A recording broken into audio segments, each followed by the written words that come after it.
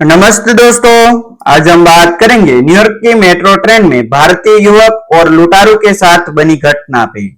New York शहर की रातें जितनी चमकदार दिखती है उतनी ही खामोश और खतरनाक भी होती है। ऊंची ऊंची इमारतों के बीच भागती जिंदगी में हर कोई अपने सपनों के पीछे दौड़ रहा होता है। इसी शहर में भारत के गुजरात का रहने वाला 27 साल का युवक किरण पटेल भी अपने सपनों को लेकर आया था। घर वालों ने जमीन बेचकर उसे अमेरिका भेजा था। उम्मीद थी कि बेटा कुछ साल में सब कुछ बदल देगा। किरण भी दिन रात मेहनत कर रहा था। सुबह पार्ट टाइम जॉब, शाम को क्लास और रात को फूड डिलीवरी। जिंदगी आसान नहीं थी, लेकिन उसके इरादे मजबूत थे। उस रात भी कुछ ऐसा ही था। दिसंबर की कड़ाके की ठंड, हवा इतनी तेज थी कि जैसे हड्डियों को चीर दे।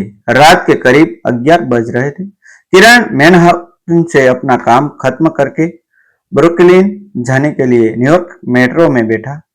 ट्रेन लगभग खाली थी। कुछ लोग अपने फोन में खोए हुए थे, कुछ नींद में थे। किरण ने अपना बैग कसकर पकड़ा हुआ था, जिसमें उसका लैपटॉप, कुछ देश कैश और सबसे जरूरी उसका पासपोर्ट था। किरण ने सीट पर बैठते हुए अपने घर की याद की, माँ की आवाज, पिता की उम्मीदें और छोटी बहन की हंसी। उसने फोन निकाला और व्हाट्सएप खोला, लेकिन नेटवर्क कमजोर था। उसने सोचा घर पहुंचकर कॉल करूंगा। तभी उसकी नजर सामने बैठे 3 लड़कों पर गई। तीनों काले जैकेट में थे, सिर पर हड्डी और नजरें बार बार किरण की तरफ जा रही थी। किरण को हल्का सा अजीब लगा, लेकिन उसने खुद को समझाया, ये न्यूयॉर्क है, यहाँ सब ऐसा ही रहने है। ट्रेन अगले स्टेशन पर रुकी। कुछ लोग उतरे, लेकिन वे तीनों लड़के वही बैठ रहे। अब डिब्बा और ज्यादा खाली हो गया था। किरण के दिल की धड़कन थोड़ी तेज हो गई। उसने अपना बैग और कसकर पकड़ लिया। अचानक उनमें से एक लड़का उठा और धीरे धीरे किरण के पास आकर बैठ गया। उसके आंखों में अजीब सी खामोशी थी, चकती थी। Hey man, where you from? उसने टूटी टूटी आवाज में पूछा। किरण ने हल्की मुस्कान के साथ कहा, आई एम फ्रॉम इंडिया। लड़के ने सिर हिलाया और बोला, oh India, good your good money. उसकी आवाज अब थोड़ी बदल गई। किरण को समझ आ गया कि कुछ गड़बड़ है। उसने तुरंत कहा, नो, आई एम स्टूडेंट। लेकिन उसके शब्द पूरे भी नहीं हुए थे कि दूसरे लड़के ने पीछे से आकर उसका बैग खींच लिया। डोंट मूव, तीसरे लड़के ने तेज आवाज में कहा और अपनी जेब से कुछ निकाल कर दिखाया। वो चाकू था। किरण का शरीर एकदम जम गया। उसके हाथ कांपने लगे। उसने इधर उधर देखा, लेकिन पूरे डिब्बे में अब सिर्फ वही 4 लोग थे। कोई मदद करने वाला नहीं था। बैग दे दे जल्दी, पहले लड़के ने जोर से कहा। किरण ने बैग पकड़े रखा। उसकी आंखों के सामने उसके पिता का चेहरा आ गया। ये बैग नहीं दे सकता, इसमें मेरा सब कुछ है, उसने धीमी आवाज में कहा। तभी एक जोरदार थप्पड़ उसके चेहरे पर पड़ा। उसका सिर सीट से टकराया। आंखों के आगे अंधेरा सा गया। दूसरे लड़के ने उसका बैग झटके से छीन लिया।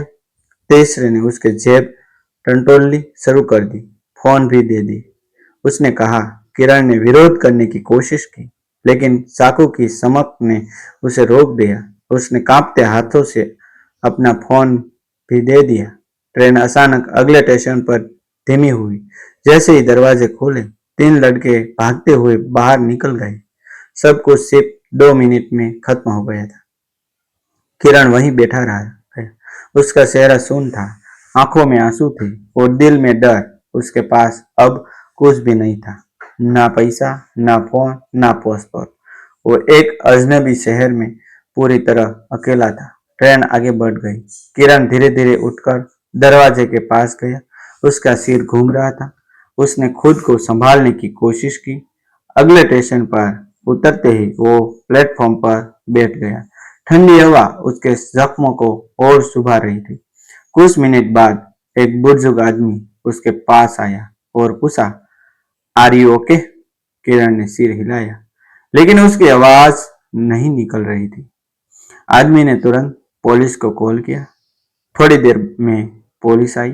उन्होंने किरण से सवाल पूछे, लेकिन बिना फोन और बिना आईडी के उसकी बात साबित करना मुश्किल था। किरण बार बार एक ही बात कह रहा था, मेरा पासपोर्ट प्लीज, मेरा पासपोर्ट। पुलिस ने रिपोर्ट लिखी और कहा, वी विल बी ट्राई, लेकिन ऐसे केस में रिकवरी मुश्किल होती है। यह सुनकर किरण की उम्मीद टूट गई। उसे समझ आ गई कि उसकी जिंदगी अब एक नई मोड़ पर आ चुकी है। रात के 2 बज चुके थे। किरण अकेला स्टेशन पर बैठा था। ठंड, डर और अनिश्चितता सब कुछ एक साथ उसे घेर रहे थे। उसके पास घर जाने का किराया तक नहीं था। तभी उसके दिमाग में एक ख्याल आया, अगर पासपोर्ट नहीं मिला तो। उसका दिल जोर से धड़कने लगा। अगर मैं अवैध हो गया तो, अगर मुझे डिपोर्ट कर दिया गया तो। उसकी आंखों से आंसू बहने लगे। वो पहली बार इतना टूटा हुआ महसूस कर रहा था। और उसी समय एक अनजान लड़की उसके पास आई। उसने जैकेट पहन रखी थी और हाथ में कॉफी थी। उसने किरण को देखा और कहा, यू नीड हेल्प। किरण ने उसकी तरफ देखा। उसकी आंखों में उम्मीद की एक छोटी सी किरण लगी। किरण की आंखों में उम्मीद और डर दोनों एक साथ थे। उस अनजान लड़की ने धीरे से उसके पास बैठकर उसे पानी दिया और कहा, don't worry, I will help you. उसका नाम सारा विल्सन था। सारा पास के ही इलाके में रहती थी और एक सोशल वर्कर थी। उसने किरण की हालत समझ ली थी। ठंड से कांपते हुए किरण ने पूरी घटना उसे बता दी। कैसे उसका बैग, फोन और सबसे जरूरी पासपोर्ट छीन गया। सारा ने तुरंत अपने फोन से पुलिस स्टेशन में कॉल किया और फिर किरण को अपने साथ लेकर पास के एक कैफे में बैठाया। उसने उसके लिए गर्म कॉफी और खाना मंगवाया। कई घंटों बाद किरण को थोड़ा सुकून मिला, लेकिन उसके मन में एक ही सवाल घूम रहा था, अब क्या होगा। अगले दिन सारा उसे भारतीय दूतावास पर लेकर गई। वहां लंबी प्रक्रिया थी। अधिकारी ने किरण से कई सवाल किए, पहचान के सबूत मांगे, लेकिन उसके पास कुछ भी नहीं था। हालांकि पुलिस रिपोर्ट और सारा की गवाही के आधार पर उन्होंने अस्थायी पासपोर्ट एग्रीमेंट इमरजेंसी सर्टिफिकेट के लिए आवेदन स्वीकार किया। किरण के लिए यह एक छोटी लेकिन जरूरी उम्मीद थी। दिन गुजरने लगे। किरण अब सारा की मदद से एक शेल्टर में रह रहा था। उसके पास नौकरी नहीं थी, पैसे नहीं थे और हर दिन एक नई चिंता लेकर आता था। कभी कभी उसे लगता कि उसका अमेरिकन सपना यही खत्म हो जाएगा, लेकिन सारा उसे हिम्मत देती रही। Life is not over, you can start again. एक हफ्ते बाद पुलिस का कॉल आया। उन्होंने बताया कि मेट्रो स्टेशन के कैमरों में 3 लुटेरों की तस्वीरें कैद हो गई है और उनमें से एक को पकड़ लिया गया है। किरण को पहचान के लिए बुलाया गया। उसका दिल जोर से धड़क रहा था। वह पुलिस स्टेशन पहुंचा और उसने उसे लड़के को तुरंत पहचान लिया, वही जिसने चाकू दिखाया था। पुलिस ने आगे जांच की और कुछ दिनों में बाकी दोनों अपराधियों को भी पकड़ लिया। पूछपरछ में उन्होंने कबूल किया कि वे कई दिनों से मेट्रो में अकेले यात्रियों को निशाना बना रहे थे। सबसे बड़ी बात, किरण का बैग भी उनके ठिकाने से बर्बाद हो गया। जब पुलिस ने किरण को उसका बैग वापस दिया तो उसके हाथ कांप रहे थे। उसने तुरंत बैग खोला। अंदर उसका पासपोर्ट, कुछ कैश और उसका पुराना फोन, सब सुरक्षित था। उस पल उसकी आंखों से आंसू बह निकले। उसे लगा जैसे उसकी जिंदगी उसे वापस मिल गई हो। और कुछ हफ्तों बाद किरण ने अपनी जिंदगी फिर से संभालनी शुरू की। उसने नई नौकरी ढूंढी, पढ़ाई फिर से शुरू की और पहले से ज्यादा सतर्क रहने लगा। इस घटना ने उसे अंदर से बदल दिया गया था। अब वह हर छोटे फैसले में सावधानी रखता था।